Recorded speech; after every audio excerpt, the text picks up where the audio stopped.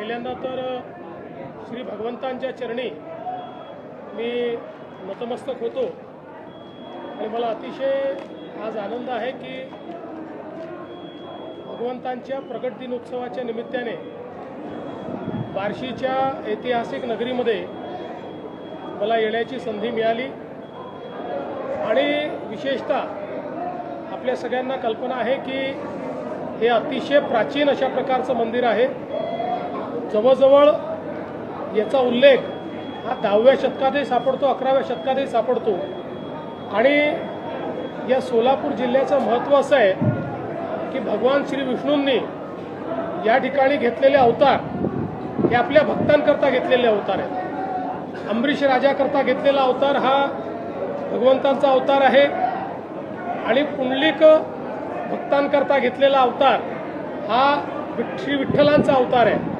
त्यामुळे मला असं वाटतं की हा जो आपला इतिहास आहे, हे जे आपलं स्थापत्य आहे, हे जे आपलं अध्यात्म आहे, ही जी आपली संस्कृती आहे ती जपणं अत्यंत गरजेचं आहे आणि या सगळ्या परंपरा ज्या इतक्या वर्षापासून चालत आलेल्या आहेत त्यातनं जे लोकपरंपरा तयार झालेल्या आहेत या सगळ्या गोष्टी मला असं वाटतं महत्त्वाच्या आहेत आणि म्हणूनच मागच्याही काळात भगवंतांचं दर्शन घ्यायला मी आलो होतो, पण राजाभाऊ राऊतांचं सातत्याने आग्रह होता की प्रकट दिन उत्सवाच्या निमित्ताने या ठिकाणी आलं पाहिजे आणि मला देखील खरं म्हणजे ती संधी हवीच होती।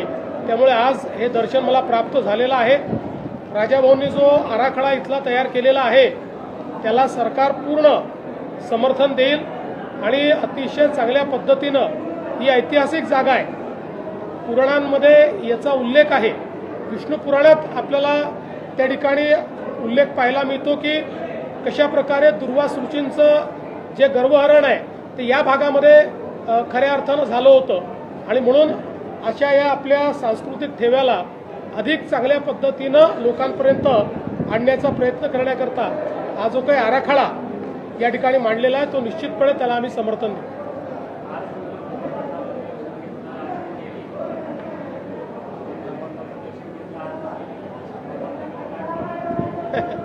भगवंताने सगळं दिलंच आहे आणि मी तर नेहमी असं म्हणतो की आपले ईश्वर असे आहेत की ज्यांना मागावं लागत नाही, त्यांच्याकडे जाऊन आपण नतमस्तक झालं तर सर्व मनोकामना पूर्ण होतात आणि शेवटी ईश्वरीय शक्ती ही आपल्याला मानसिक बळ देणारी आहे आणि मानसिक बळ मिळालं तर किती प्रश्न समोर आले तरी आपण त्याच्यावर उत्तर शोधू शकतो।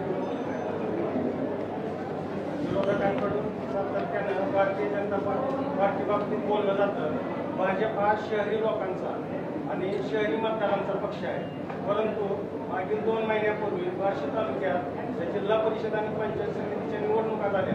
त्यामध्ये माजी आमदार राजेंद्र राऊत यांच्या नेतृत्वाखाली जिल्हा परिषदेच्या 6 पैकी 6 आणि पंचायत समितीच्या 12 पैकी 12 अशा 18-0 फरकानं राजाभाऊंनी 54,000चं मताधिक्य घेऊन ग्रामीण भागात भाजप पक्ष बळकट करण्याचा प्रयत्न केला आणि ते मास लीडर आहेत हे पुन्हा एकदा दाखवून दिलं। ह्या निकालानंतर बार्शी शहर आणि तालुक्यात बॉम्बच्या बाबतीत आपल्याकडून राजभाऊंना कोणत्या मोठ्या प्रकारचं बक्षीस मिळेल याबाबत सातत्याने चर्चा होती।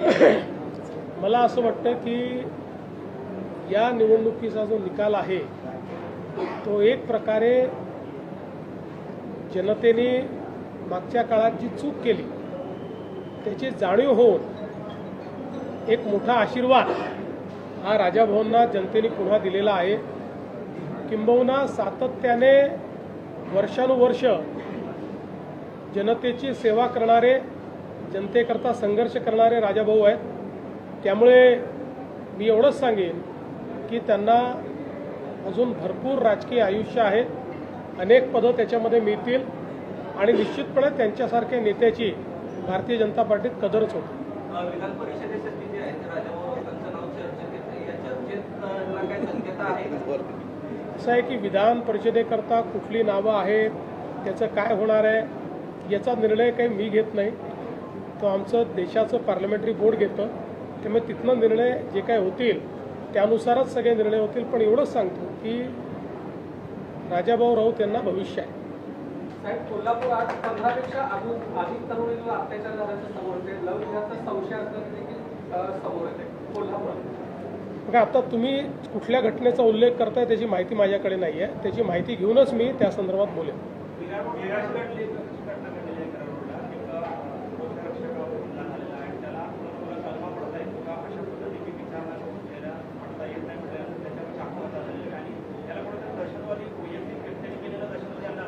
मुळामध्ये एकूण हे जे प्रकरण आहे हे बघितलं तर सेल्फ रॅडिकलायझेशनचं प्रकरण आहे.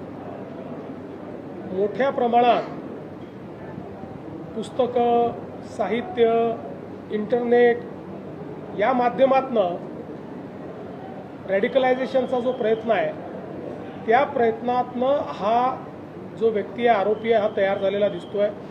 त्यामुळे याला केवळ काहीतरी आपल्याला जिहाद करायचा आहे आणि जिहाद करायचा म्हणजे इतर धर्मियांना मारायचं आहे अशा पद्धतीच्या विचाराने पेटून त्यांनी हे कार्य केलेलं आहे. त्याला पकडलेलं आहे.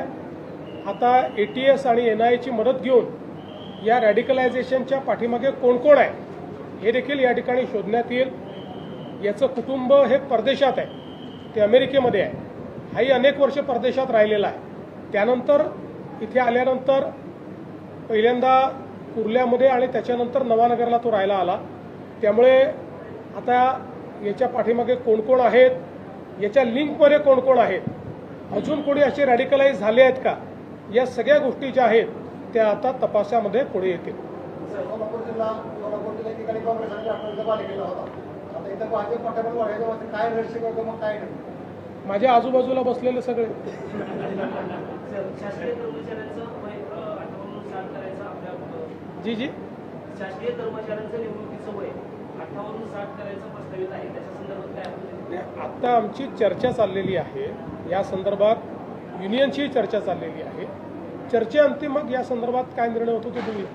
साहेब, राजाभाऊंची अनेक दिवसापासून मागणी आहे. ज्या पंढरपूरला मुख्यमंत्र्यांची जशी पूजा होते आषाढीची, तशाच पद्धतीची पूजा जी आहे ती कायमस्वरूपी पालकमंत्र्यांची असते. जे कोणी सोलापूरचे पालकमंत्री असतात त्यांच्या असते अशी मागणी आहे. मागणी जरूर याचा विचार करू.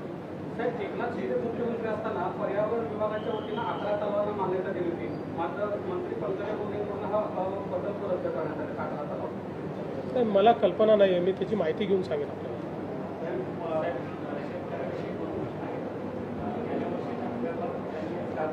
थोडं मोठ्याने.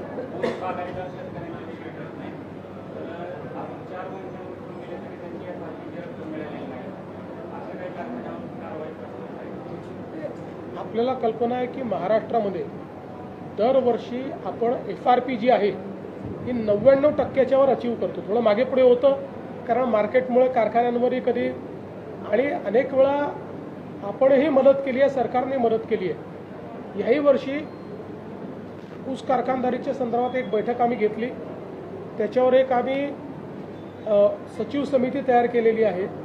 या सचिव समितीला यावेळच्या हंगामापुढची काय अडचणी आहेत त्या अडचणींचा आढावा घेण्याकरता सांगितलेला आहे. त्यानंतर एक शिष्टमंडळ घेऊन पुढच्या काळामध्ये मी स्वतः केंद्र सरकारकडे जाणार आहे.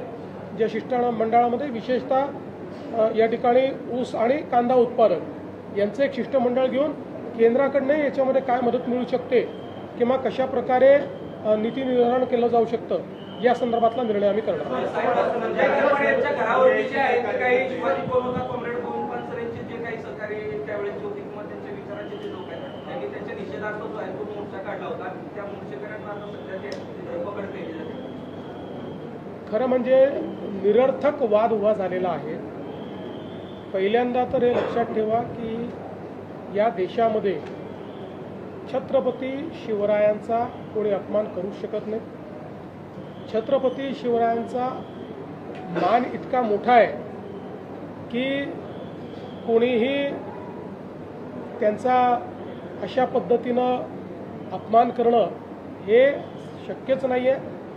आता हे जे पुस्तक लिहिलं गेलं आहे 1979ला लिहिलं गेलेलं आहे त्याच्यावर आज वाद उकरून काढायचा आणि दोन्ही बाजूंनी एकमेकावर भिडायचं मला असं वाटतं की शुद्ध असामाजिक अशा पद्धतीचं असंवेदनशील अशा पद्धतीचं हे कृत्य आहे. मला असं वाटतं आक्षेप घेणाऱ्याने पुस्तक वाचलं आहे की नाही मला माहिती नाही. आंदोलन करणारे तिकडनं जे आलेले आहेत ते आपण कशाकरता करतो हे त्यांना माहिती आहे की नाही मला माहिती नाही. केवळ कुठला तरी मुद्दा पकडायचा आणि त्याच्यावर विवाद उभा करायचा आणि चर्चेत राहायचं हा प्रयत्न योग्य नाही. सर, घाटकोपऱ्यातील लहान मुलींच्या अत्याचार प्रकरणी किरण सोमय्या 12 तास आंदोलन केलेले आहे. त्या संदर्भात क्राईम ब्रँच देखील तपास करते. पुढील आपली कारवाई काय असणार आहे? किरीट सोमय्यांची मागणी आम्ही मान्य केलेली आहे. त्यानुसार त्या ठिकाणी तो जो तपास आहे हा तपास क्राईम ब्रँचला वर्ग करण्यात आलेला आहे आणि त्याचसोबत ज्या ज्या लोकांनी या तपासामध्ये कुठेही कुचकामीपणा केलेला आहे त्यांच्यावर आम्ही कारवाई करतो. बार्शी तीर्थक्षेत्र विकास आराखडा शासनात नगरपालिकेने सादर केला आहे. मागच्या वेळेच्या सगळे तुम्ही असं म्हणाला की रक्षक आहे पण तो अद्याप त्या आराखड्यात काय नेमके अडचणी? त्याला अडचणी नसता. त्याच्याकरता खूप वेगवेगळे फोरममधनं तो जावा लागतो. आराखडा शासनाला गेला म्हणजे पहिले कलेक्टरची कमिटी असते, त्याच्यानंतर पालकमंत्र्यांची समिती असते, त्याच्यानंतर जिल्ह्याची समिती करून तो राज्याच्या समितीकडे येतो, व त्याच्यानंतर HPC असते, त्याच्यानंतर मुख्यमंत्री कमिटी असते. एवढ्या सगळ्या याच्यातनं एक आराखडा जातो. त्यामुळे तो प्रोसेसमध्ये आहे. चला, धन्यवाद.